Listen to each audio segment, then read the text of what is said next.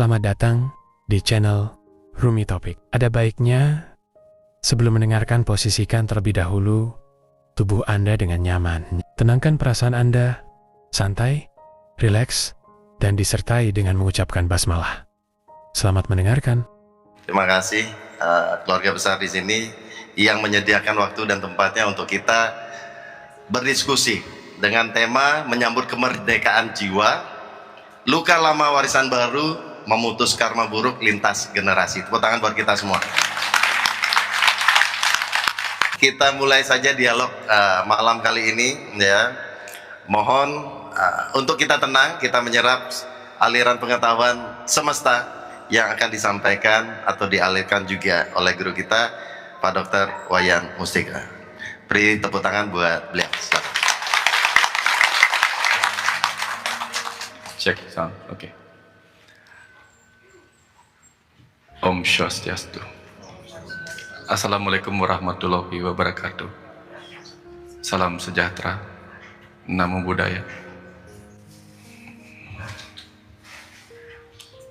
Kenapa harus memulai dengan rasa seperti ini? Harusnya ini ruang kegembiraan. Baru mau tertawa senyum-senyum. Tapi tiba-tiba rasa yang mengalir itu adalah rasa kerinduan. Terima kasih. Terima kasih.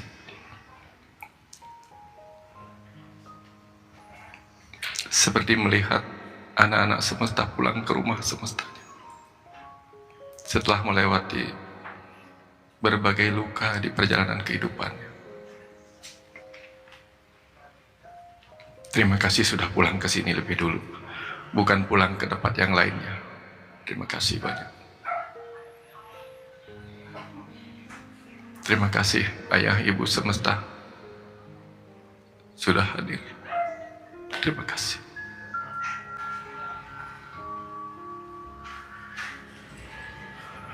Ya, padahal tadi maunya ngomong gini, pertama. Terima kasih yang sudah hadir pertama kali ke rumah semesta, maunya menceritakan tentang rumah semesta dulu gitu. Kenapa ini disebut rumah semesta, kan baru pertama kali. Ternyata pengetahuannya belakangan muncul, lebih dulu hadir rasa kerinduan itu yang ya kadang kita nggak pernah mengerti apa yang kita harus alami lebih dulu. Jadi rumah semesta ini di tahun sekitar tahun berapa, 2024 itu, bukan 2024, 2004 atau tahun berapa itu, pernah mengalirkan sebuah pesan begini kepada saya dalam bahasa Bali. Nak, ingatkan saudara-saudaramu untuk pulang. Jangan hanya bermain-main di kehidupan ini dan melupakan kesejatian. Nah, itu yang diingatkan kepada saya waktu itu. Dan akhirnya saya bilang, ya Ibu, ya Bapak, tapi saya nggak tahu siapa yang sudah layak untuk diberikan pemahaman jalan pulang. Bawalah mereka ke sini. Kau yang panggil, maka akan kusediakan rumah ini dengan segala pengabdianku. Sebagai rumah semesta, tempat kamu menemui anak-anak semestamu dalam kerinduan dan dalam pengetahuan.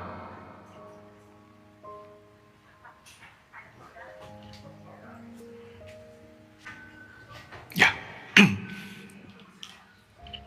Sorry.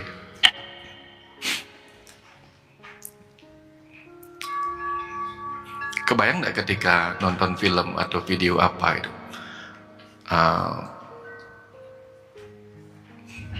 anaknya pergi berperang jadi tentara di Amerika, nonton ya, tiba-tiba dia datang dengan penuh kejutan kepada orang tuanya, mengagetkan, anakku pulang dengan datang, tak kira nggak datang di musim liburan ini. Tiba-tiba mereka datang dan mereka mengalami reuni dengan orang tuanya. Pernah nonton kayak gitu-gitu di TikTok? Pernah? Terharu nggak waktu itu? Merasa nggak rasa orang tua itu? Itu yang terasa sebagai ayah ibu semesta di dalam. Kebayang rasa? Jadi sorry, kita harusnya memulai dengan penuh kegembiraan karena banyak yang pulang ke sini. Tapi rasa rindu itu harus dibiarkan mengalir. rasa rindu yang seperti ingin memeluk dan melebur semua penderitaan yang mungkin masih ada di dalam, supaya mereka sekeluar dari rumah semesta bisa kembali kuat. Maafkan. Maafkan, saya harus kuat menahan rasa ini. Izin sebentar.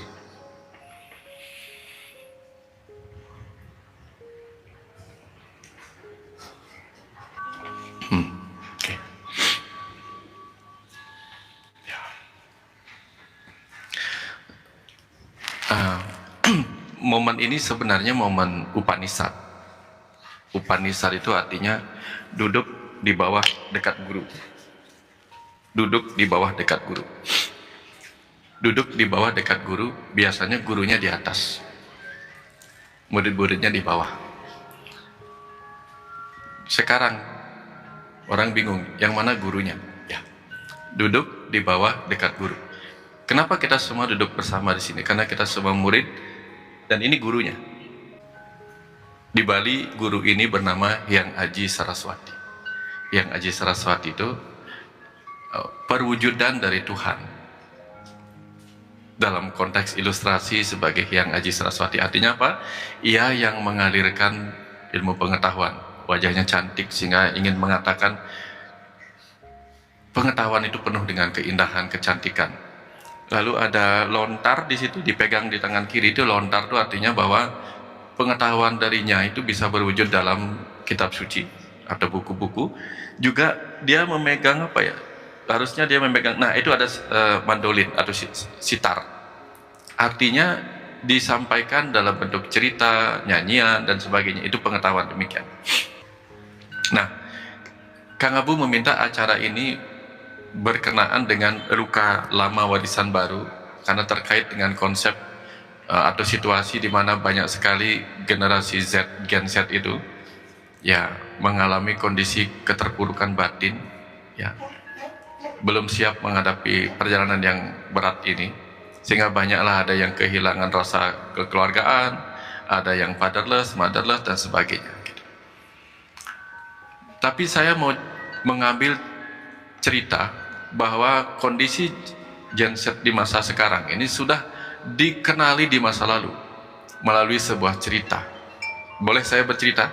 Agak panjang tapi ini mungkin beberapa orang mengenal cerita ini tetapi belum melihat apa yang ada di dalamnya. Saya mau cerita sedikit. Kalau saya berdiri kelihatan nggak ya? Oke. Karena kok enak berdiri ya? Iya. Ini kenapa saya merasa saya harus berdiri, karena ini menterapi juga. Hanya dengan berdiri saya sudah menterapi. Kenapa? Banyak orang nggak sadar bahwa selama ini kita banyak menunduk karena lihat gadget, lama-lama sakit. Saya tahu sekali karena saya mengalaminya. Dan kadang-kadang kita butuh begini. Kalau disuruh yoga begini agak susah, maka saya berdiri supaya pura-puranya mereka yoga begini. Tengadah gitu kan lumayan merelaksasi, meregangkan ini. Ya, saya mau cerita tentang di Jawa ini ada, di Bali ada kelahiran Batara Kala. Kenapa saya cerita tentang hal ini? Karena hari Sabtu ini adalah hari suci yang disebut dengan tumpak wayang, Kang Abu. Tumpak itu artinya tumpuk. Tumpuk itu artinya yang bertumpuk. Kajang, kliwon, dan wayang bertumpuk. Nah, kenapa hari ini sakral? Konon dalam kisahnya, mereka yang lahir pada wuku wayang, terutama pada Sabtu wayang tumpak ini, kalau di Bali sering dianggap, oh mereka anak-anak yang lahir pada wuku wayang itu biasanya mengalami kondisi mudah mati muda gitu. Nah, pernah dengar cerita Batara Kala itu wuku wayang, pernah dengar? Nah, tapi ini saya akan lihat universalitasnya. Nah, jadi wuku wayang itu nggak tahu kenapa dianggap sebagai wuku di mana orang-orang yang terlahir ini istilahnya melik, tahu ya melik ya, ditakutin biasanya kan kalau orang yang lahir di minggu ini wuku wayang ini sering mati muda atau hidupnya nggak sukses atau malah bisa berbahaya gitu. Saya mau cerita sekarang dari kisah Batara Kala lahir. Jadi konon ceritanya Dewa Siwa dan Dewi Uma itu lagi jalan-jalan. Ya, Dewa Siwa dan Dewi Uma lagi jalan-jalan melintasi samudra. Perhatikan, setiap kata yang saya ucapkan dalam cerita itu, setiap nama yang saya ucapkan nanti akan saya kupaskan. Ketinggalan satu kata saja, ketinggalan satu nama saja akan kehilangan maknanya. Perhatikan ya, Dewa Siwa, Dewi Uma jalan-jalan ke tengah samudra. Sudah ada berapa kata? Dewi Uma, Dewa Siwa, samudra. Oke. Tiba-tiba di situ ada angin yang menyebabkan pakaian Dewi Uma itu tersingkap, dan itu membuat Dewa Siwa menjadi birahi. Masa dewa birahi? Jangan nanya begitu, karena ini mitologi. Masa dewa nggak bisa nahan nafsu gitu. Pada saat tersingkap itu dan dia birahi, keluarlah benih Dewa Siwa. Benihnya jatuh di tengah samudra. Perhatikan, benihnya jatuh di tengah samudra, lalu dimakan oleh ikan. Dimakan oleh ikan. Oke, dimakan oleh ikan. Setelah dimakan oleh ikan,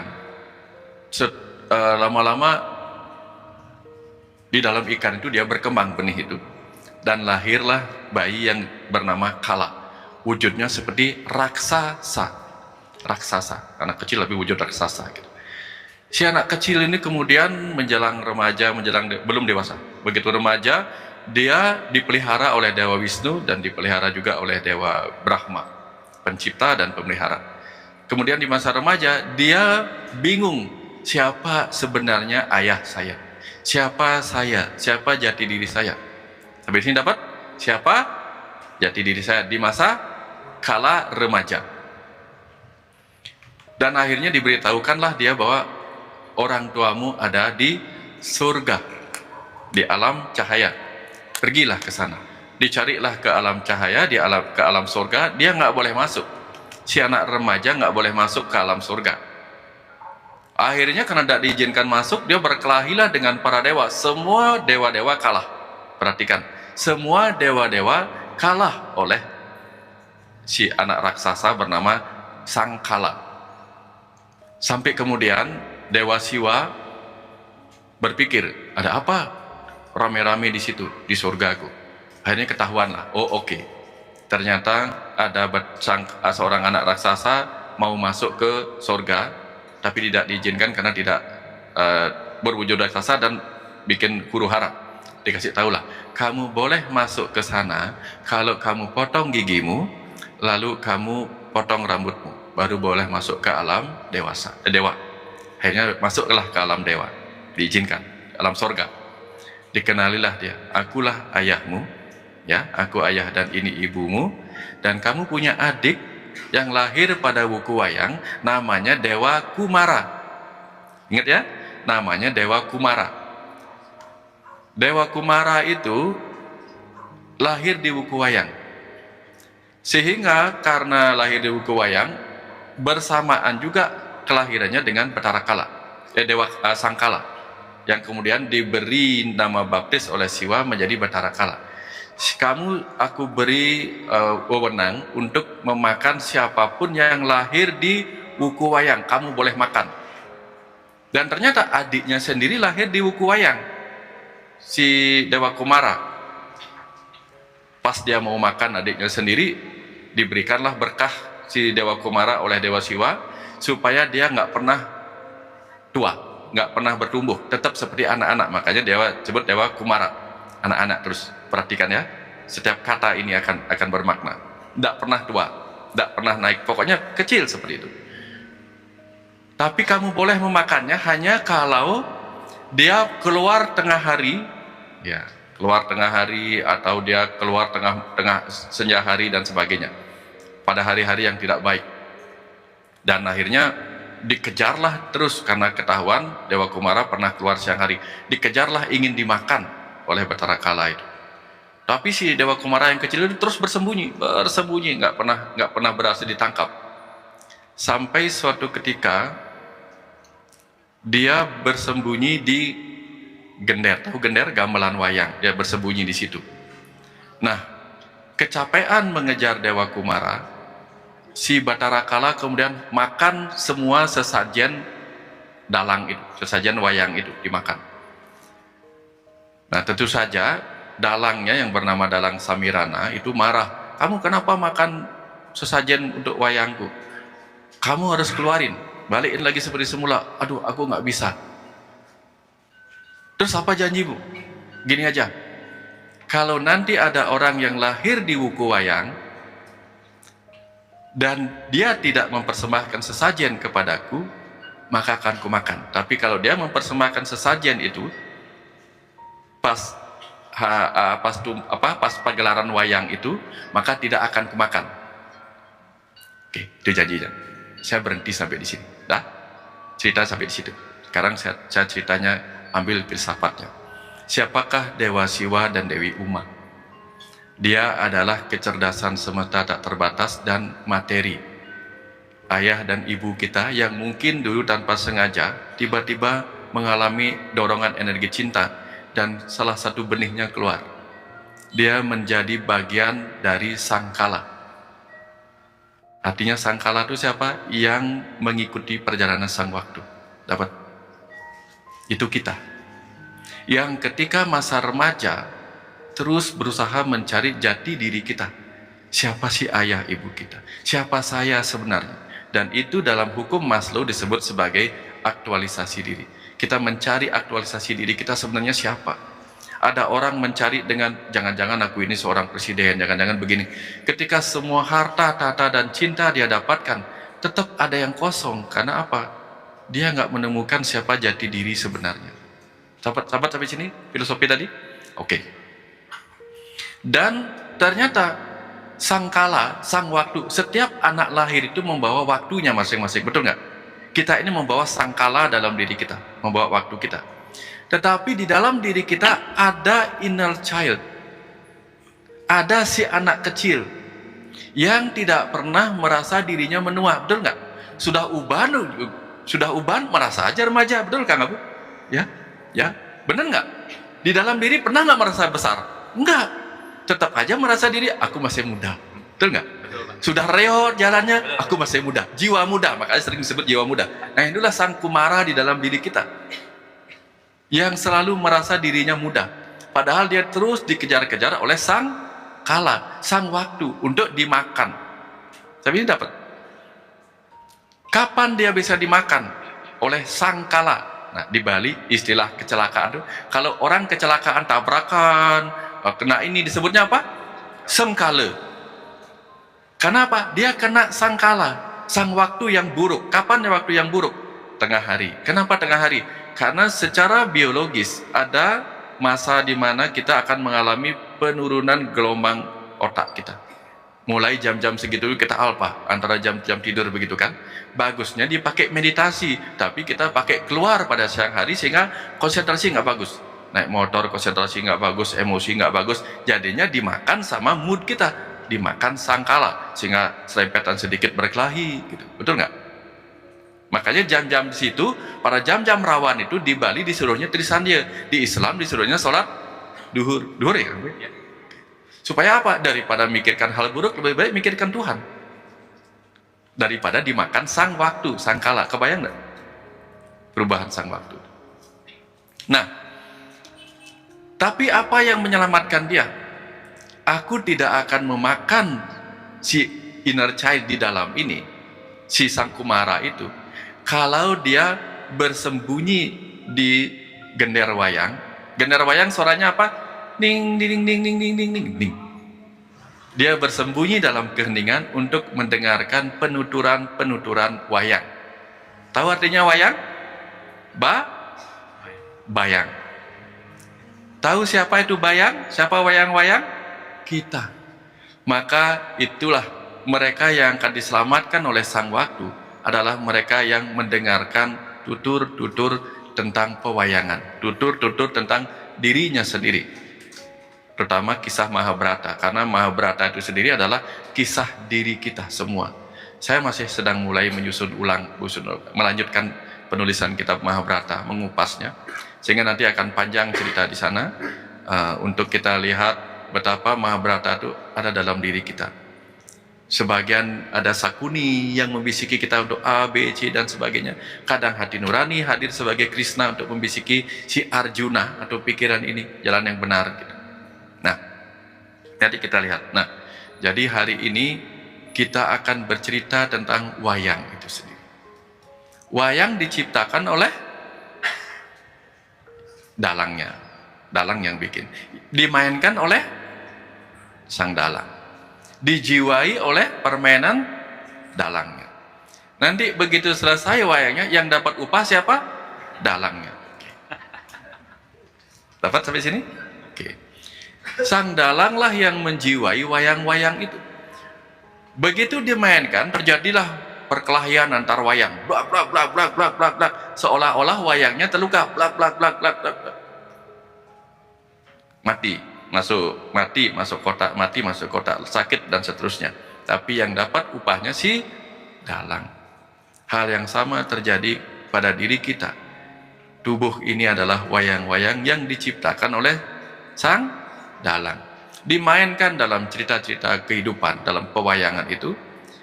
Ada yang disakitkan, ada yang dibunuh, ada yang dilakukan ini, itu dan sebagainya. Tapi begitu selesai, kita masuk semua ke dalam kotak wayang yang disebut peti mati. Yang dapat upahnya siapa? Dalang. Sang dalanglah yang dapat pahalanya. Baik buruknya begini. Kita berbuat buruk, kita berbuat jahat, kita berbuat baik. Yang nanti dapat pahala siapa? Kita apa sang roh? Kita apa sang roh? Sang roh. Nanti rohmu lo di neraka, nanti rohmu lo di surga dapat pahala. Kan rohnya yang dapat, bukan kita. Karena kita sudah mati. Tubuh ini sudah nggak ada lagi. Kalau kita bicara tentang roh atau atman, itu siapa? Percikan Tuhan yang sedang menjiwai wayang-wayang ini. Maka dialah yang mengambilnya. Maka dalam kitab Bhagavad Gita pernah disampaikan, Karmani eva dikaraste ma palesu kadacana gitu.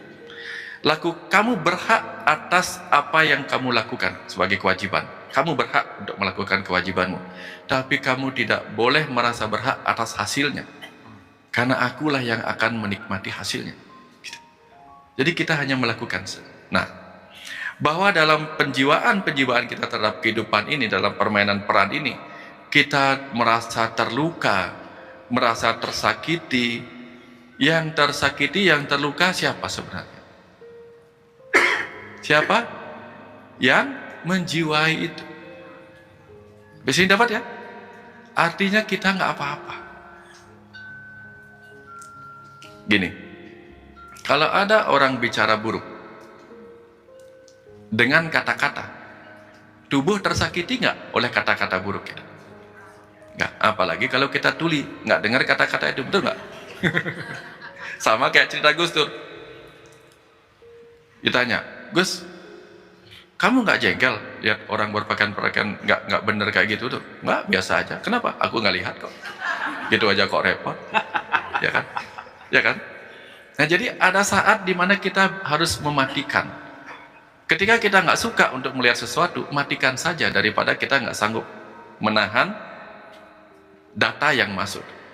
Blokir aja, blokir. Kalau kita nggak senang dengar sesuatu dari telinga kita, blokir aja. Kita punya aplikasi untuk memblokir itu. Ya enggak? Ya, tapi sayangnya kita tidak sanggup menggunakan kemampuan kita memblokir panca indera. Akhirnya yang terjadi apa? Luka. Luka-luka itulah kemudian tersimpan di dalam DNA setiap orang yang terluka. Ketika DNA kita menyimpan luka-luka seorang ibu, pada anaknya luka itu akan diteruskan. Contoh, ketika seorang ibu alergi, dia akan meneruskan kepada anaknya mulai di DNA-nya. Makanya ada riwayat alergi enggak pada keluarga? Kalau orang tuanya ada luka oleh trauma yang tidak menyenangkan buat dia, lalu dia menjadi khawatir, menjadi cemas, akhirnya anaknya pun ikut mengalami kecemasan. Karena anaknya melihat bagaimana orang tuanya merespon sebuah situasi. Ini menurun, luka-luka seperti itu menurun. Maka yang perlu kita lakukan adalah hentikan luka itu. Hentikan.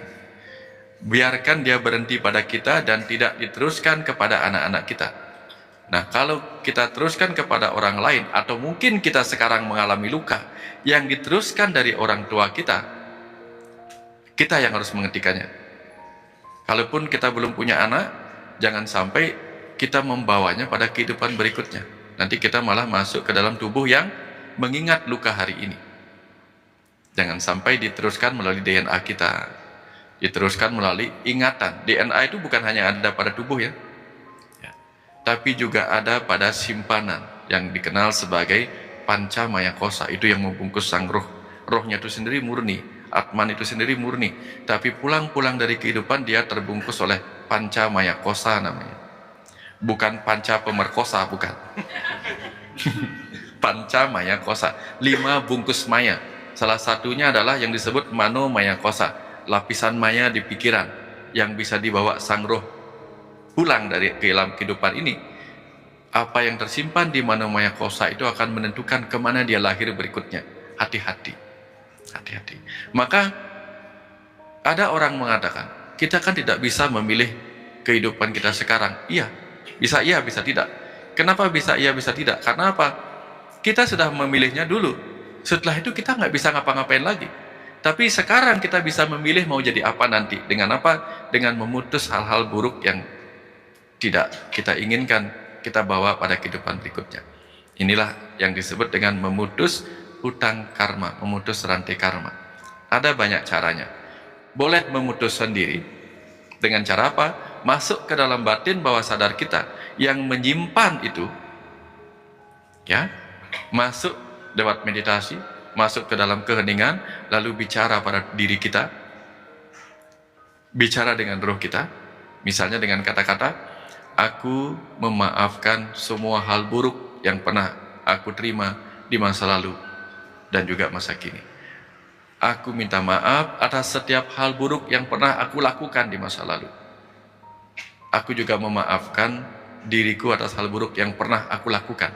Jadi dengan cara itu kita menebus rasa berdosa kita, sembari menerima apapun yang datang kepada kita, entah baik entah buruk, sebagai bagian dari penebusan utang karma. Itu cara memutusnya. Kalau rasanya sulit, bisa dibantu masuk ke dalam gelombang meditatif, masuk ke dalam batin bawah sadar oleh orang yang mampu melakukan atau mengantar kita masuk ke batin bawah sadar dengan kondisi hipnosis. Nah, Pak Surya adalah seorang trainer hipnosis, juga ahli hipnoterapi, bersertifikat, promosi.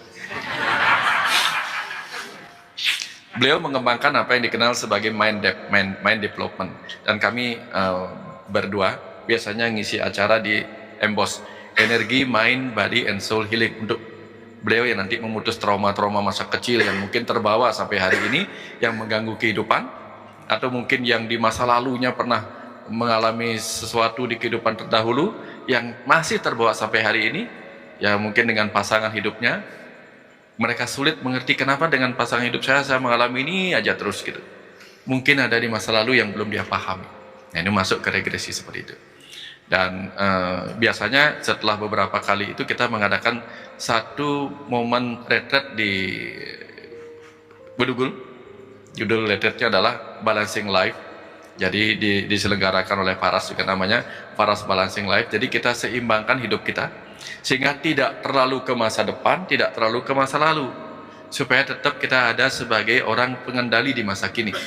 Sesekali kita menengok masa lalu, tapi kita tetap melihat masa depan, tapi tidak jauh-jauh amat. Jangan sampai kayak naik mobil noleh spion terus, atau terlalu jauh noleh ke depan, tahu-tahu ada orang ngerem di depan nggak kelihatan karena terlalu jauh ke depan. Kebayang maksud saya?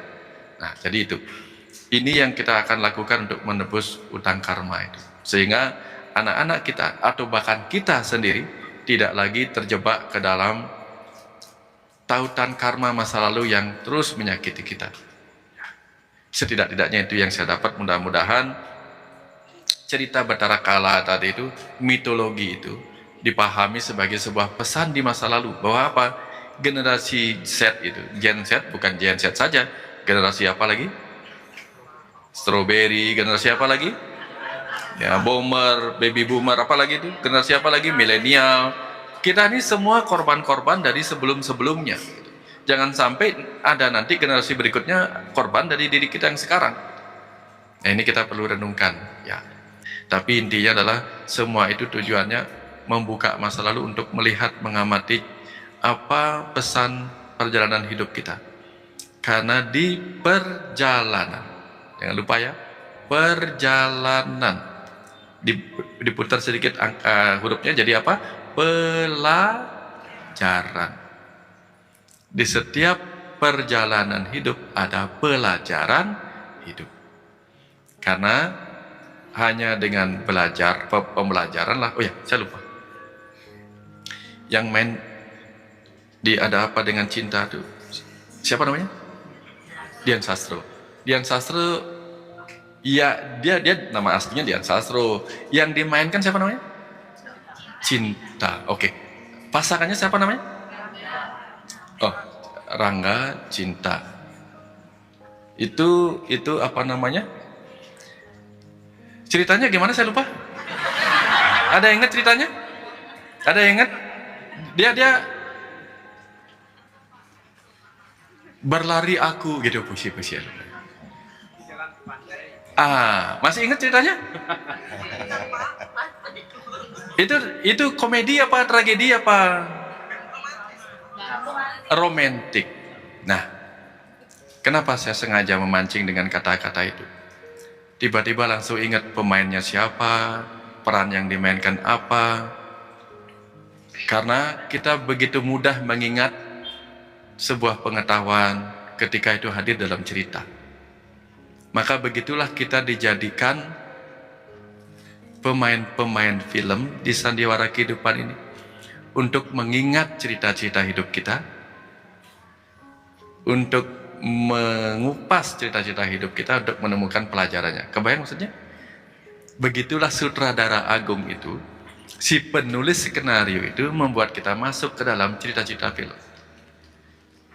Maka apapun suka duka di permainan hidup ini, santai-santai saja. Dunia ini panggung sandiwara, ceritanya mudah. Sorry ya, tolong jangan kena royalti. Terima kasih. Itu, gitu, dah.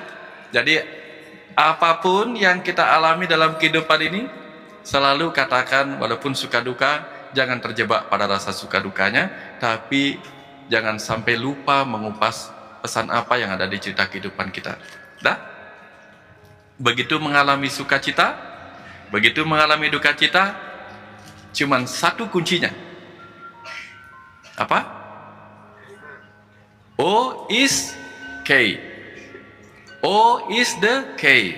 O, K. Oke. Kalau belum O, belum ketemu K-nya. Dah? Oke.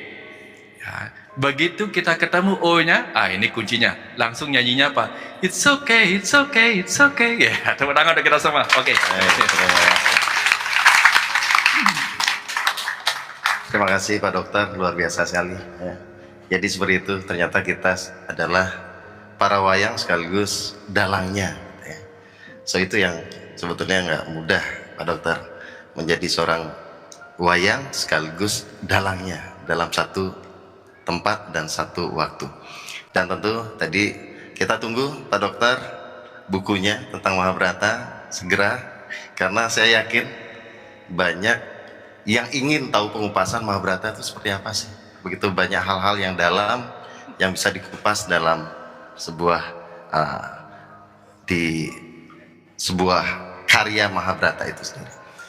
Tentu tadi satu pesan bahwa kita diingatkan bahwa perjalanan ini sebaiknya kita jadikan sebuah pembelajaran. Baik, terima kasih. Aplaus sekali lagi buat Pak Dokter. Baik, untuk melanjutkan perjalanan kita, untuk menjadikan sebuah pembelajaran, kita lanjut dengan tanya jawab ya, Pak Dokter. Sesi paling seru ini ya. Silakan perkenalkan nama, dari mana, dan pertanyaan singkatnya. Silakan. Terima kasih. Saya tarik napas dulu. Tarik napas dulu. Jangan lupa hembuskan. Ya, jangan sampai tarik nafas. Soalnya agak deg-degan gitu, agak deg-degan. Ya, ya.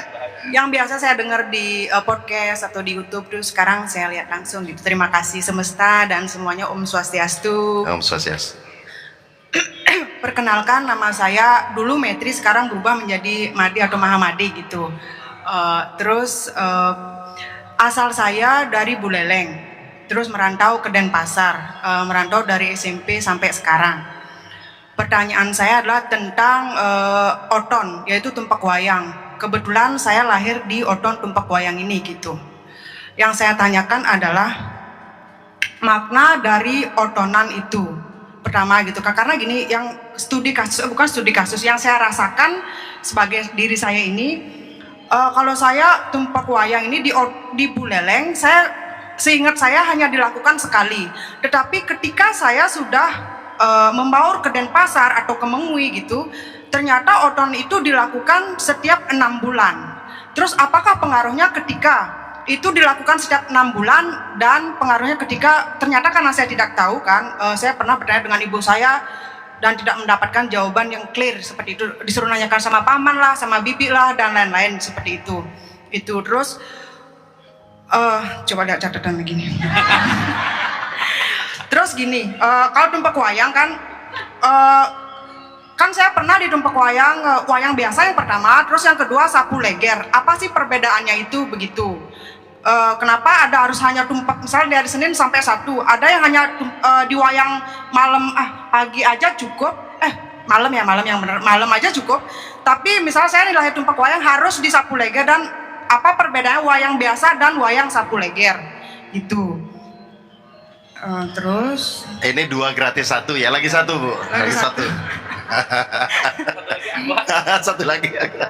Oh enggak, ini kalau ini saya hanya ini aja. Saya kan karena saking penasarannya kan, saya waktu itu mau otonan saya di Gria ataupun di Ubur gitu. Saya hanya ya udah, mungkin harusnya saya mau oton, sempat dilihat di YouTube bahwa oton itu penting gitu. Saya akhirnya mau oton dengan pemangku atau di Gria, dan saya penasaran waktu itu, bukan di Gria sih, yang pemangku dibilang gini, Pak, saya bertanya kenapa ya kalau di Buleleng kayaknya cuma sekali aja cukup, terus kalau di Gianyar dan lain itu sangat sering. Bisa nggak dikasih pencerahan sedikit untuk saya? Dibilang kayak mungkin di Buleleng itu kayak sastra-sastra itu terbakar gitu karena peperangan atau apa gitu. Kalau di Gianyar ini masih dilindungi, kenapa? Karena kan dulu di kerajaan di sini Sohib tuh nggak sampai perang, jadi sastranya nggak dibakar seperti itu. Apakah itu, saya pengen pencerahan, apakah benar atau bagaimana? Tolong dikasih pencerahan yang lebih clear gitu. Baik, gitu. Terima kasih Bu Metri. Tepuk tangan buat Bu Metri dari Mahaja dari Buleleng. Boleh nanya lagi satu aja? Ini tentang otonan juga sih. Oke, boleh. Nah gini, Ya. saya kan kalau nggak boleh ada hal yang bahaya. Saya biar nggak mengganjal gitu. Oke, silakan. Gitu kan. Tentang otonan juga ini sebenarnya, cuman bedanya otonan anak misalnya sama gini. Saya pernah ada kejadian gitu kan, akhirnya mungkin menyebabkan akhirnya mau perpisahan ataupun apa gitu kan. Terus saya tanya di Gria, ditanyalah otonan anak saya gitu. Ternyata setelah dicek dia itu salah oton gitu kan. Nah, salah oton ini mempengaruhi ke pernikahan saya atau ke ekonomi misalnya, seperti itu dibilang. Ketika tidak diperbaiki ataupun diubah, itu akan sangat mempengaruhi menjadi perceraian dan sebagainya. Cuma kalau itu kan saya bertanya lagi dengan mantan suami atau apa gitu, ternyata nggak dijalankan, akhirnya terjadi gitu. Terus dibilang ini kalau nggak diubah akan mengambil urip ibunya gitu dibilang. Apa maksudnya itu mengambil urip ibunya? Terus sempat saya bilang sama mantan pasangan, dia bilang kan saya bilang ini disuruh diubah biar nggak mengambil urip ibunya. Kenapa urip ibunya? Kenapa nggak saya? Mungkin dia merasa begitu atau apa, dan saya juga tidak bisa menjawab gitu. Jadi di sini mohon pencerahannya. Terima kasih. Baik, terima kasih Bu Maha. Terima kasih, luar biasa. Oke, next saya ke belakang dulu deh. Selamat malam. Perkenalkan, saya Madi Parto dari Gianyar. Memang mencari momen yang seperti inilah, karena ada beberapa pembelajaran yang saya gali belum menemukan titik terangnya. Salah satu tadi saya tangkap dari pembicaraan dari Kang Harbu, bahwa kalau saya boleh menyimpulkan, kalau saya pakai sendiri ya, bahwa telunjuk itu jangan selalu dikedepankan, tetapi balikkan ke diri. Sehingga ketika kita membalikkan telunjuk ke diri kita, itu akan timbul nanti big question, who I am. Dan banyak sekali akan menjadi lingkaran pertanyaan-pertanyaan ketika ada who I am-nya itu. Nah, pembelajaran inilah saya dapatkan di tahun ke-9 dalam perjalanan who I am itu. Dan ketika bertemu dengan who I am itu, menangislah sejadi-jadinya. Dan paparannya, who I am-nya itu masih mampu tiang gali, dan hari ini mudah-mudahan saya mendapat kesempatan, dan iki guru-guru tiang yang ada 3 orang ini mampu memberikan titik terang jalannya. Pertanyaan begini, ini sebuah karma. Karena refleksi tadi ketika ada who I am-nya itu big question-nya akan menjadi proses karma. Dan karma kelahiran. Nah, disinilah selalu muncul pertanyaan-pertanyaan ketika kita hidup ini katanya untuk berkarma. Berkarma suatu tindakan untuk mendapatkan pahala, kan seperti itu. Tetapi di dalam big question-nya itu ada beberapa yang muncul bahwa hidup ini adalah pilihan. Dan hidup ini, hari ini kita menjalani karma atau karma husana, karma-karma kehidupan masa lalu. Dan juga ada takdir dan nasib. Ada 3 aspek inilah yang menjadi lingkaran, kalau boleh dibilang dikatakan proses pembelajaran karma itu sangat-sangat mumet sekali dan hampir tidak menemukan titik terang. Nah, di satu sisi kita hidup di masyarakat, di sosial, dan banyak sekali kalau kita melihat dari orang-orang yang hidup dalam pilihan, mungkin masa lalu dia terlalu capek untuk bekerja, melayani sehingga dia memilih hari ini terlahir menjadi tubuhnya cacat atau tidak bisa berjalan, tidak bisa mengambil apapun. Itu satu pilihan. Yang kedua, ada juga dia menjalani kehidupan kelahiran ini harus menuntaskan karmanya. Nah, disinilah menjadi bumerang. Ketika dia terlahir hari ini menjalani karma baiknya, dia harus melalui jalan itu. Yang hari ini ketika kita menemukan orang seperti itu, kita membantu.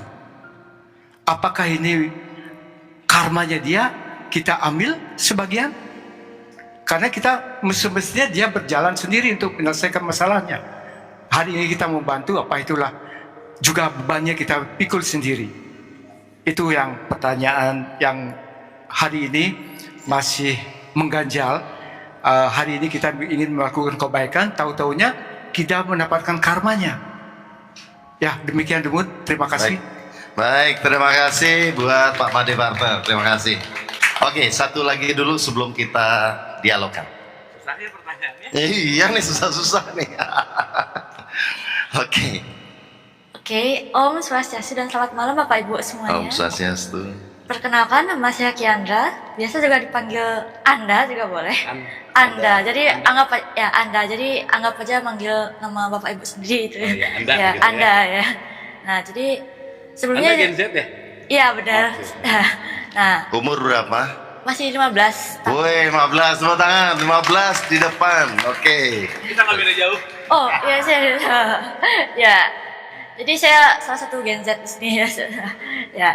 Jadi sebelum saya mempertanyakan pertanyaan saya, izinkan saya sedikit bercerita mengenai perjalanan saya menemukan kemerdekaan di dalam jiwa saya. Jadi perjalanan saya untuk menemukan kemerdekaan dalam jiwa saya itu dimulai ketika saya berumur kira-kira 6-7 tahun. Itu ketika dimana saya pertama kali didiagnosa dengan tipe 1 diabetes. Dan dari hidup saya yang sebelumnya baik-baik saja dan bahagia, semenjak saat itulah mulai hidup saya terombang-ambing. Jadinya mulailah ada masalah-masalah baru datang. Nah, terus beberapa tahun setelahnya saya juga terkenal anorexia disorder. Jadi ketakutan, gangguan makan. Itu di umur kira-kira 12 tahun. sampai titiknya waktu ini saat saya umur 13 menjelang 14 tahun. Masih sekarang anoreksia? Enggak, sekarang sudah enggak. Nah, sekarang sudah menemukan kemerdekaan jiwa. Nah, kenapa saya bisa menemukan kemerdekaan di dalam jiwa saya? Itu awalnya karena saya datang ke salah satu tempat prakteknya Pak Surya yang di Denpasar. Nah, jadi sebelumnya saya mengekang diri saya. Jadi sebelum saya menemukan kemerdekaan dalam diri saya selalu membatasi diri saya. Jadi saya selalu selalu membatasi diri saya untuk tidak boleh makan ini, harus melakukan ini dan melakukan itu, yang sebenarnya tidak sebenarnya tidak harus dilakukan, nggak kenapa-kenapa gitu. Nah, akhirnya setelah saya datang ke prakteknya Pak Surya, mulailah mindset saya dirubah sehingga saya bisa membebaskan diri saya. Cuman bebasnya juga tidak bebas-bebas banget gitu. Nah, setelah itu mulailah hidup saya perlahan membaik.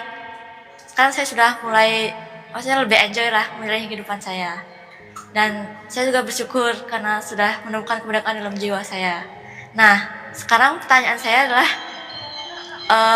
yang pertama, bagaimana cara saya untuk mempertahankan kemerdekaan di dalam jiwa saya ini? Maksudnya saya agak berharap agar tidak kembali kayak dulu lagi. Dan kedua, seperti yang dibilang oleh Dr. Wayan tadi mengenai luka yang kita bawa sekarang bisa menurun ke anak kita nanti, itu bagaimana caranya biar tidak terulang lagi ke anak saya. Jadi kayak saya kan punya diabetes tipe 1, bagaimana caranya agar tidak menurun lagi ke anak saya gitu. Jadi mohon pencerahannya. Terima kasih. Tapi sekarang udah merasa merdeka dari semua itu? Sudah. Boleh kita tepuk tangan dulu dong, keren banget. Oke, izin sebelum dijawab. Jadi yang pertama pertanyaan tentang oton tumpak wayang. Kemudian bedanya, apa beda dilakukan sekali atau setiap 6 bulan. Kemudian makna sapu leger. Ini semua terkait dengan bagaimana otonan. Dimana sekarang kebetulan tumpak wayang. Kemudian Pak Made Parta, apa perbedaan proses karma pahala, dan tentu saja akan ada perbedaan tentang kalimat hidup adalah pilihan dan juga tentang takdir dan nasib gitu. Yang berikutnya adalah bagaimana mempertahankan dan tentang kemerdekaan itu dan luka lama itu tidak terulang kepada generasi berikutnya. Terima kasih. Silakan yang pertama. Oke, yang pertama gini. Bayangkan ketika kita buka pintu. Pernah nggak buka pintu kamar, begitu kita mau keluar, apa yang dipikirkan pertama? Buka pintu kamar, kita keluar, apa yang dipikirkan pertama? Hah? Ya, sebelum melangkah, apa yang kita pikirkan? Mau kemana? Habis itu apa lagi? Hari ini ngapain, bisa kan? Oke, hari ini ngapain? Itu yang pertama kita lakukan. Buka pintu dalam kondisi segar nih, baru bangun tidur nih kan, baru bangun tidur, segar. Yang pertama kita renungkan adalah hari ini ngapain ya? Hari ini kemana ya? Gitu. Karena kalau nggak jelas ngapain juga kita keluar pintu, betul nggak? Mau keluar pintu, mau keluar pintu masuk lagi, nggak enak kan? Ya. Apa yang saya mau ceritakan? Keluar pintu itu yang disebut dengan wetu, keluar. Dari kata wetu kemudian muncul kata wetuan. Dari wetuan muncullah weton, kebayang? Jadi setiap orang yang lahir itu, weton itu, dirayakan untuk mulai mempertanyakan, saya ini keluar dari rahim ibu saya, mau ngapain saya ke sini? Apa yang mau saya kerjakan? Kebayang sampai sini? Jadi semua orang itu seharusnya merayakan hari lahirnya. Kalau orang Jawa, dia punya penanggalan, primon-primon. Kalau orang Bali punya namanya warige, dia merayakan hari itu. Kalau orang Kristen mungkin hari lahir, hari ulang tahun.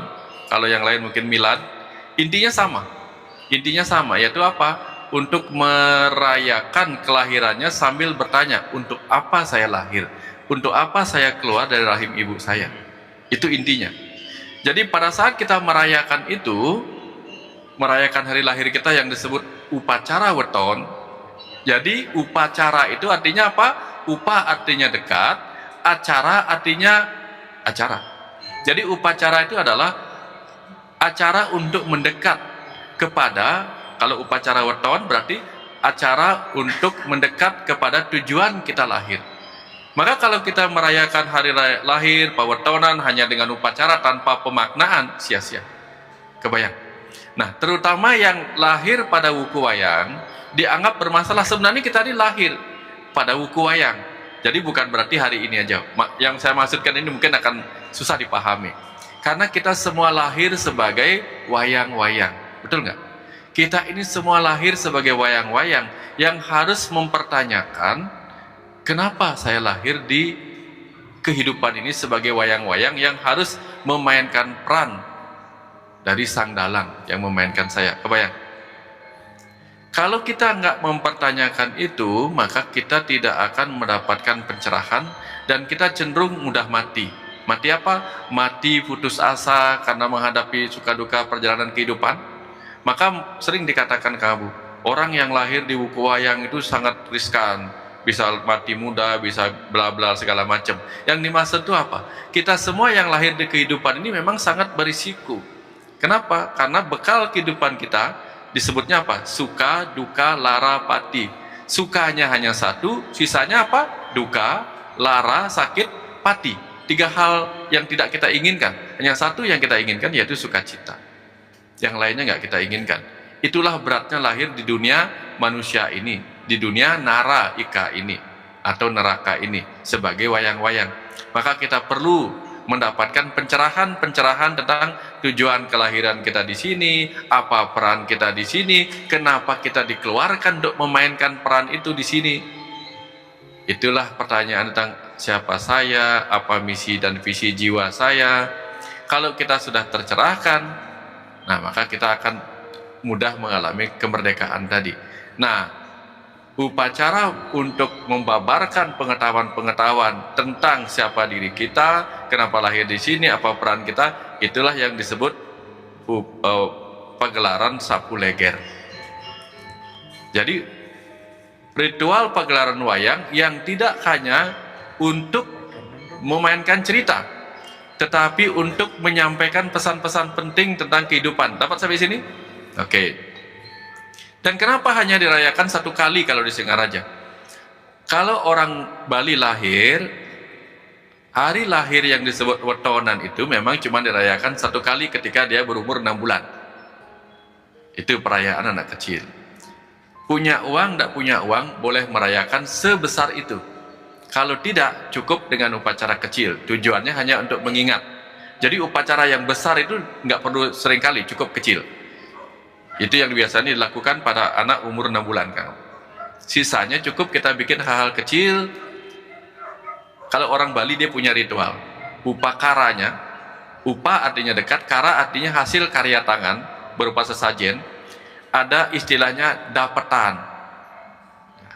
Dapetan itu artinya apa? Apa sih yang saya dapatkan dalam kehidupan ini sebagai karma yang saya bawa dari masa lalu gitu. Nah, masuk ke cerita tadi, ke pertanyaan tadi. Yang kita bawa ini karma wasana, tapi yang kita kerjakan di sini sebagai karma tindakan untuk mendapatkan pahala. Apa hubungannya dengan takdir? Ini. Kita membawa banyak sekali ini ya. Apa yang ada di atas wadah ini adalah wasana. Wasana itu artinya sisa, bekas. Bekas-bekas yang terbawa dari kehidupan terdahulu itu menjadi takdir penentu kita, penentu takdir kita. Kebayang maksudnya? Jadi pahala kehidupan masa lalu kita disebut karma wasana, menjadi penentu takdir kehidupan kita saat ini. Tapi apa yang akan kita bawa nanti sebagai pahala karma menentukan nasib kita. Kebayang? Nah, ini kita belum punya apa-apa nih. Kita belum punya apa-apa. Yang ini kita bawa dari kehidupan terdahulu yang menyebabkan kita menerima takdir hidup kita saat ini. Kebayang? Nah, ini sekarang kita kosong nih, gelas kosong. Bagaikan gelas kosong. Sekarang kita mau berkarma apa? Kalau berkarma pisang, dapatnya pisang. Kebayang? Berkarma makannya ketela ungu, dapatnya ketela rasa ketela ungu. Makannya kue, dapatnya rasa kue. Kebayang saja? Maka inilah yang akan kita rasakan sekarang kalau kita berkarma apa sekarang. Berarti mau makan apa, kita punya pilihan di antara tiga ini. Mana yang mau kita rasakan sebagai pahalanya. Betul? Inilah yang disebut free will. Kita punya kehendak bebas mau memilih mana karma-karma pahala-pahala itu. Mau menikmati manfaat dari ketela ungu, yaitu misalnya mengandung antioksidan, menurunkan gula darah, menurunkan kolesterol, dan nanti kalau mau hasil yang sudah jadi, ada ubi ungu di sana yang disebut Wisnu, produk sekalian. Jadi artinya apa? Kalau ingin mendapatkan manfaat ubi ungu, makan ubi ungunya. Ini karma yang kita lakukan. Sampai sini dapat. Maka di sini kita menentukan takdir kita, nasib kita. Karena apa? Takdir adalah nasib yang sudah ditetapkan, tidak bisa diubah lagi. Tapi nasib adalah takdir yang belum ditetapkan. Sampai kita mengambil. Nah, jadi kalau kita makan ubi ungu, maka kita sudah menentukan nasib kita. Kapan kita selesai makannya, efeknya dari itu adalah takdir yang harus kita terima. Dapat sampai sini? Sehingga hati-hati melakukan karma tindakan kita. Kalau nggak mau nasib kita nanti jadi apa? Nah, ini cerita tentang nasib dan takdir. Tapi kalau seseorang memang takdirnya seperti itu, memang dia misalnya takdirnya karena dulu berbuat apa, A, B, C dan sebagainya, dan sekarang harus menjadi orang yang lumpuh misalnya, masa harus kita tolong? Ini kan pertanyaan tadi. Kalau kita tolong kan kita mengganggu takdir yang ingin dia terima rasanya. Sekarang dia miskin, itu karena dia memang memilih untuk terlahir miskin. Karena dulu terlalu membuang-buang kekayaan sembarangan, sehingga sekarang dia ingin belajar jadi orang miskin. Kalau dia sekarang jadi orang miskin, masa harus kita tolong? Kan rugi dong kalau kita tolong, dia nggak merasakan miskinnya, begitu kan? Itu kan keraguan tadi kan? Kebayang keraguan tadi? Nah, katanya begini. Ini kisah Mahabharata. Bhisma pernah melakukan tindakan yang tidak disengaja kepada Dewi Amba. Tanpa sengaja panahnya lepas dan matilah Dewi Amba. Maka takdir memutuskan dia harus menerima pahala dari Dewi Amba sendiri. Maka Dewi Amba sebagai wanita turun sebagai Dewi Srikandi. Bagaimana cara Dewi Srikandi membalaskan dendamnya kepada Resi Bhisma? Dia hanya lahir sebagai wanita yang tidak boleh berperang. Nggak bisa. Dia nggak boleh berperang. Padahal dia ingin membalaskan dendamnya sebagai takdirnya. Gimana caranya coba? Maka dia dibantu oleh raksasa untuk bertukar kelamin. Akhirnya dia punya jenis kelamin. Tapi dia tidak akan, walaupun sudah jadi jenis kelamin dan berhak berperang di medan Kurukshetra untuk berhadapan dengan Bhisma, dia tidak mungkin berhadapan dengan Bhisma.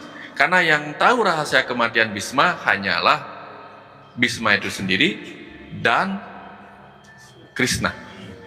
Tapi atas bisikan Krishna sebagai bantuan si Bhisma mencapai takdirnya, maka berhadap-hadapanlah dia. Maka butuh bantuan tidak dari Krishna? Butuh bantuan. Butuh bantuan nggak dari si raksasa itu? Butuh bantuan. Maka kita tidak perlu terlalu banyak berpikir apakah kita harus menolong apa tidak. Kapan panggilan kita menolong, menolonglah.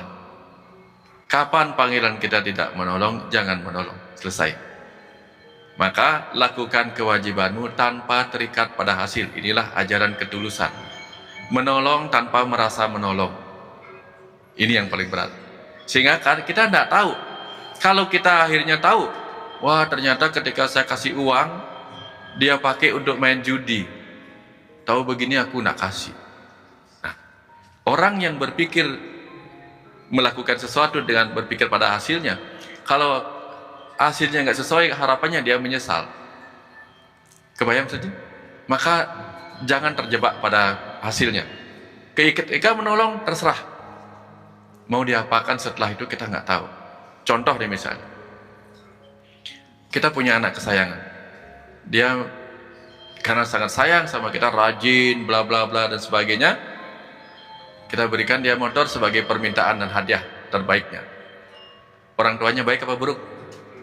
baik. Tiba-tiba setelah itu dia ketemu gerombolan yang mengajarinya kebut-kebutan di jalan dan kecelakaan. Pemberian orang tua baik apa buruk? Kalau kita tahu itu akan menjadi kemungkinan, dia tabrakan dan sebagainya, diberikan motor apa enggak? Bingung kan? Karena kita nggak pernah tahu apa yang akan terjadi. Sudahlah. Ada orang tua menyekolahkan anaknya setinggi-tingginya menjadi doktor di luar negeri. Bagus apa enggak? Begitu dia dapat kerja di luar negeri, dia sukses kaya raya di sana. Bagus apa enggak? Bagus. Begitu orang tuanya sakit, si anak nggak bisa pulang karena sibuk bekerja di sana. Bagus apa enggak? Tapi kalau kita pikirkan hal buruk itu, kita sekolahkan anak kita tinggi-tinggi. Jadi mau sekolahkan apa enggak?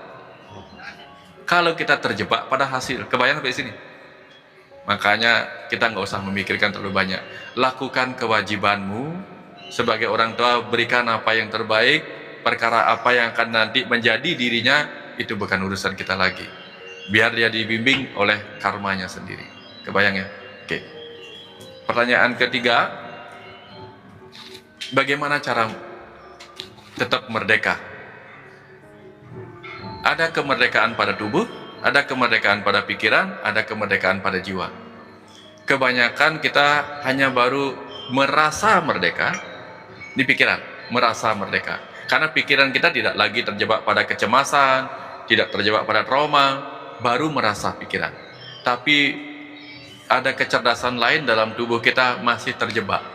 Maka ketika pikiran kita sudah bebas dari rasa takut, rasa cemas, pertahankan dengan cara apa? Tanam juga di dalam batin bawah sadar kita. Aku bebas dari cemas. Aku selalu menjadi jiwa yang merdeka dari rasa takut, gitu misalnya. Tanamkan terus sehingga di pikiran dia hilang, di bawah dia hilang. Seperti kalau kita menanam rumput. Nanam rumput Jepang, tumbuhnya rumput liar. Jangan hanya potong daun rumput liarnya, cabut sampai ke akar-akarnya. Kebayang saja. Jadi bebaskan sampai ke akar-akarnya yang ada di kecerdasan bawah sadar kita, yang ada di setiap sel tubuh kita, dengan memberikan afirmasi-afirmasi. Maka itu akan membebaskan selamanya.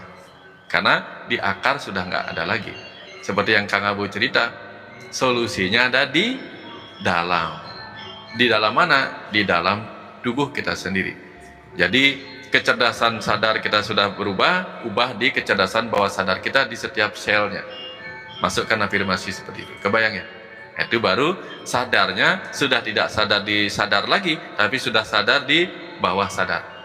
Nanti dia akan mengikuti seperti yang kita inginkan. Kebayang? Anda kebayang? Nah, Baik, terima kasih. Tepuk tangan buat Pak Dokter dan para penanya. Kita lanjut satu sesi dulu sebelum kita break. Setelah itu baru lanjut. 1, 2, oke, 3 sini deh. 1, 2, 3. Sisanya nanti. Ya, oke, silakan. Saya mulai dari Ibu yang tengah dulu. Assalamualaikum warahmatullahi wabarakatuh. Om Swastiastu. Perkenalkan, saya Hesti, Pak Surya yang tadi mendadak daftarnya dari Renon. Niki, saya mau bertanya, ini untuk Pak Wayan. Sudah 2 kali saya ada kata-kata dirindukan untuk pulang. Yang pertama saya menemukan di Puri Kesiman. Di sana saya dipersilakan masuk ke Merajan, dan di sana saya menemukan, saya tidak tahu itu apa, tapi itu besar sekali dan tidak ada. Di situ saya sempat nangis kan. Saya nangis karena saya cuma berbicara, maafkan saya, maafkan saya. Dan ini tadi barusan Pak Wayan bilang rindu pulang. Ini 2 kali berarti saya mengalami ini. Dan yang mau saya tanyakan adalah fase apa buat saya. Terus terang agak sedih nih. Karena saya menemukan begini, saya Muslim. Tapi ada di mana konteksnya saya ada kegalauan, Pak Wayan. Ada masa lalu yang kayak kembali lagi ke saya yang leluhur atau apa saya tidak paham. Cuman saya akhirnya saya kan beryoga tiap hari di Sanur. Di sana saya juga ada pelingge. Jadi Ampura. Jadi saya agak ini ya Kang, jadi saya setiap hari saya ngaturkan kopi karena saya merasa saya ada buyut di sana, karena saya percaya Bali adalah memilih dan meminta. Saya bawa putra saya juga, dia genset, jadi dia mulai bisa memahami alur cerita mamanya. Nah, yang mau saya tanyakan adalah fase apa Kang ketika saya sudah mengalami dua apa ya Kang, Kak dibilang bukan keyakinan Muslim, cuman ada saya selalu bermimpi saya kembali ke masa lalu. Saya ditunjukkan arah dengan saya melompat dengan dupa-dupa, dan di sana saya bertemu dengan pelinggih yang sangat tua sekali. Seperti itu konteksnya. Yang mau saya tanyakan adalah saya ini berjalan, saya dengan keyakinan yang seperti Kang Abu bilang, saya tidak memilih untuk di keyakinan saya yang sekarang, tetapi itu adalah warisan saya. Tapi di lain sisi saya dibawa kembali pulang bahwasanya asalmu di sini. Seperti Pak Wayan tadi bilang, datang itu saya juga menangis karena ada beliau kerinduan. Saya pun merasakan ini adalah saya kembali gitu. Itu fase apa. Yang kedua adalah bagaimana Kang saya menyikapi. Saya juga ada musola di rumah, saya tetap ngaji, saya tetap sholat. Tapi ada kerancuan dalam diri saya Kang, benar atau salah ini. Karena saya juga menangis di musola itu. Jangan biarkan saya memilih, saya mencintai dua-duanya. Itu Kang, terima kasih. Itu pertanyaan saya yang minta dilegakan hati saya.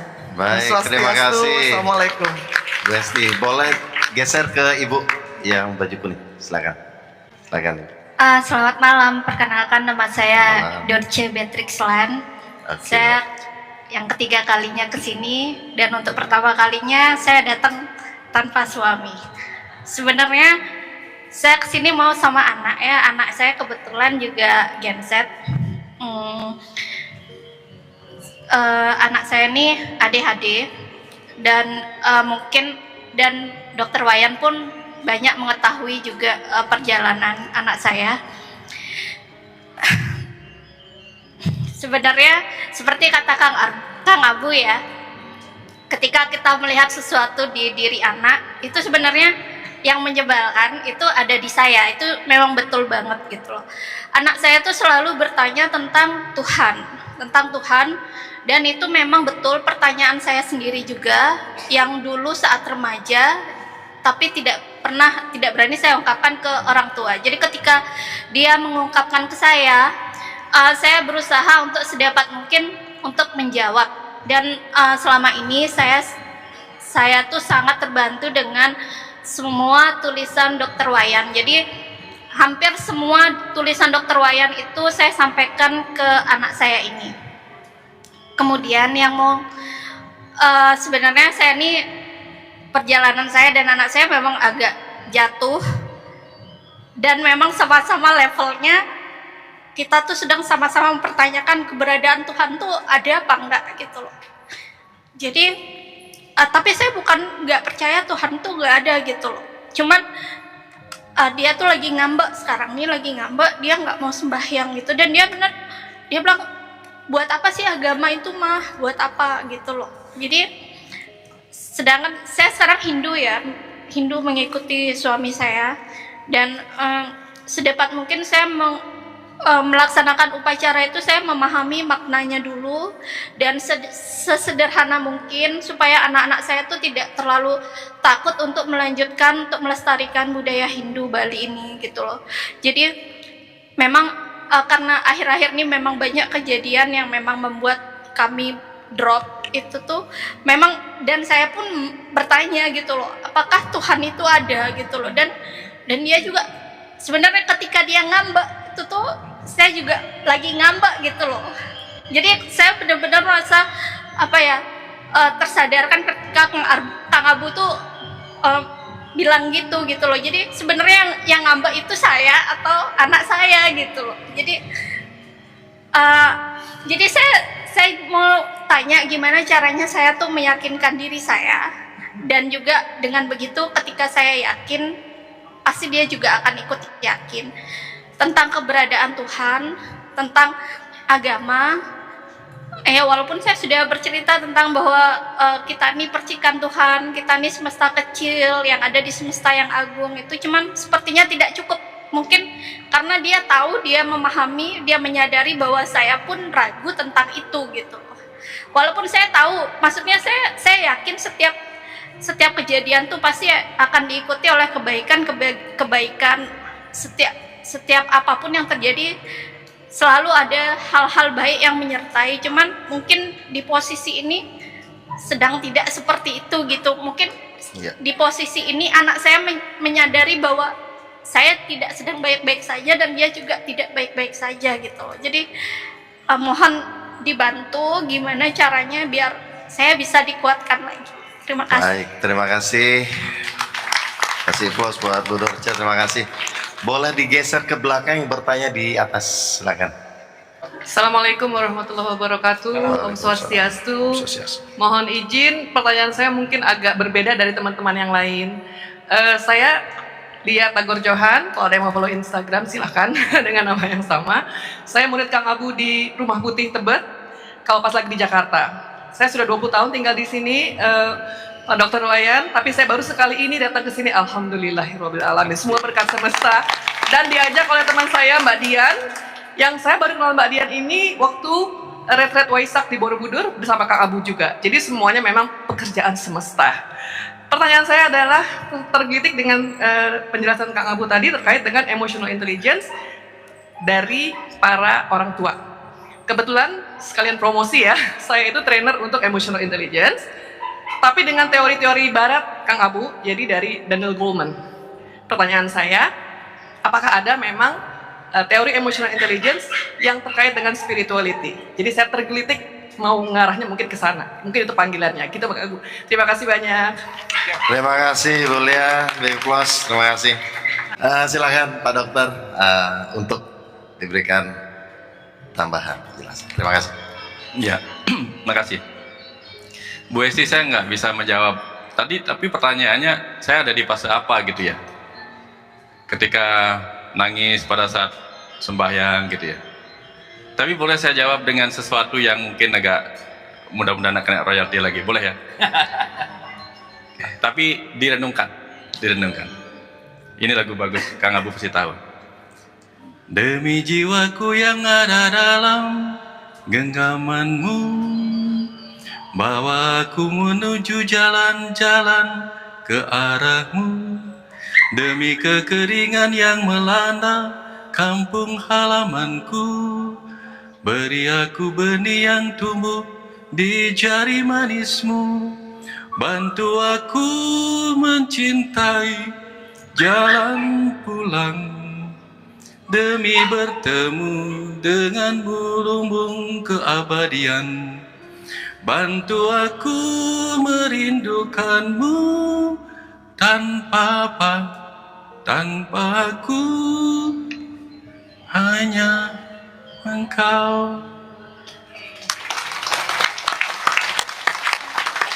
Ketika dalam sebuah perjalanan berhasil menemukan jalan pulang, bukan hanya dibantu tapi sudah berhasil menemukan jalan pulang, di situ tidak ada rasa lagi antara aku dan dia, penyatuan itu yang muncul. Yang ada hanya tangis kerinduan yang tak terjelaskan. Karena tangisan yang datang dari tubuh yang sakit itu kita tahu. Tangisan yang datang dari pikiran yang sakit secara emosional kita tahu. Kita tahu alasannya. Tapi tangisan yang datang dari jiwa yang pulang dalam kerinduan tak terjelaskan. Itu yang terjadi. Dapat ya? Sekarang untuk Dorce. Tadi bertanya tentang bagaimana saya menjelaskan Tuhan kepada anak saya. Dan dia tidak mau sembahyang lagi. Dia hanya belum rindu. Saya mau nyanyi juga. Seperti burung yang sedang membuat sarang dari rumput dan ilalang, ku susuri setiap keindahan di wajahmu, ku sematkan. Rindu adalah perjalanan, mengurai waktu, menjelma pertemuan demi pertemuan. Catatannya tertulis di langit malam, di telaga dan di ujung tahun itu. Rindu mengekal menyebut namamu berulang-ulang. Rindu mengekal menyebut namamu berulang-ulang. Tunggu sampai kerinduan datang, nanti akan mengerti.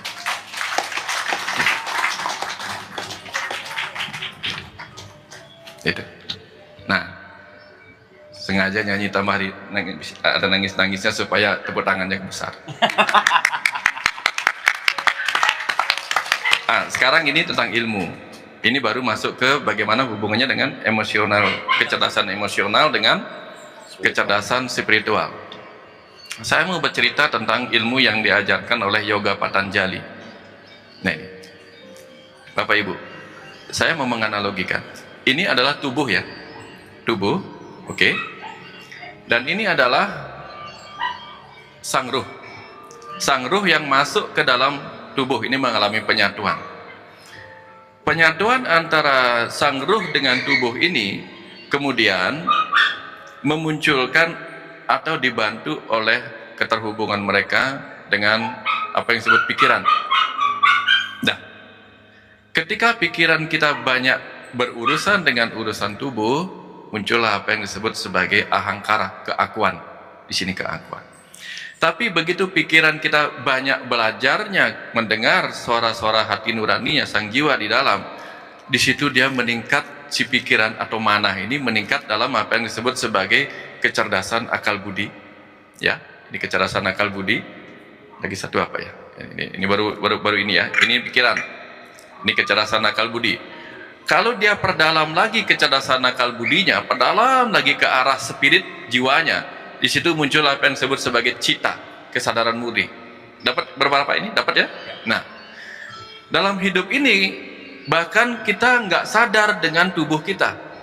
Kadang kita nggak sadar gerakan tangan kita untuk tujuan apa, mukul aja. Kadang bahkan kita nggak sadar gerakin mulut kita. Sehingga siapa yang masih ingat nyanyian ini? Mandi dulu, pernah dengar? Mandi dulu, cibang-cibung, pernah dengar gitu? Pernah ya waktu kecil.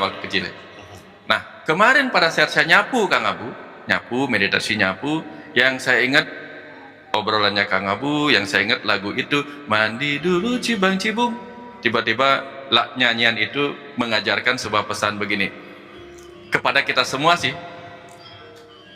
Syairnya dirubah kayak gini. Mikir dulu baru ngomong, jangan ngomong tanpa mikir. Itu jadi mengingatkan saya, oh iya, enak sekali nih lagu kalau gitu. Nah, kebanyakan kita melakukan tindakan karena tanpa ada kesadaran pikiran. Dia otomatisasi, jengkel mukul. Tapi yang itu muncul keakuan, identitasnya terluka, begitu aja. Tapi mulai dia masuk ke kesadaran pikirannya. Nah, kita tahu kan, di pikiran itu ada dua, rasa dan rasio, perasaan dan pemikiran. Begitu dia perdalam pikirannya, rasionya dia perdalam, muncullah kecerdasan intelektual. Begitu dia perdalam pemahamannya, pengetahuannya, penguasaannya terhadap perasaannya, muncullah kecerdasan emosional. Dan begitu dia perdalam lagi ke arah spiritual, yang muncul kecerdasan spiritual. Tapi ini dapat. Jadi kecerdasan spiritual itu baru akan bisa diraih kalau orang memperdalam kecerdasan intelektual, emosional, kan tepatnya di sini. Semakin dia perdalam kecerdasan intelektualnya, ketemu dengan bimbingan dari spirit di dalamnya, muncullah kecerdasan akal budi. Ini wawasannya jauh lebih luas. Karena dia bisa melihat melebihi apa yang bisa dilihat sebatas oleh panca indera. Tapi dengan kekuatan spiritualnya, dia bisa melihat apa yang tak terlihat, bisa mendengar apa yang tak terdengar. Maka disitulah hanya orang yang sudah melampaui keakuannya baru akan mengerti, melihat yang tak terlihat, mendengar yang tak terlihat. Di situ dia akan mengerti ayat, kemanapun engkau menghadap, di sanalah wajah Allah. Dia akan mengerti sloka Bhagavad Gita yang mengatakan, ia yang mengenal aku yang sama di mana-mana, sesungguhnya telah tercerahkan.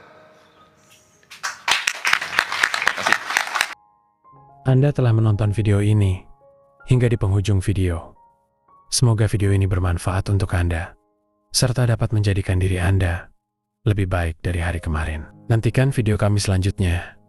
Terima kasih. Bismillah. Assalamualaikum warahmatullahi wabarakatuh. Bulannya telah menguasai hati. Apa kalau hakikatnya cinta itu bila kita lihat levelnya isinya para bapak yang isinya antara kemana